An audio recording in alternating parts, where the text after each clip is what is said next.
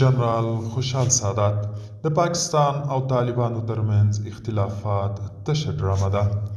سلام، وخت مو بخیر. پام وکړئ د نن ورځې تازه خبر ته. په جمهوري حکومت کې د کورنیو چارو وزارت امنیتي مرستیال خوشحال سادات ویلي چې پاکستان د طالبانو په څیر بله جنګي مهره نشي موندلی. هغه د طالبانو حکومت او پاکستان ترمنځ اختلافات ډرامه بللې.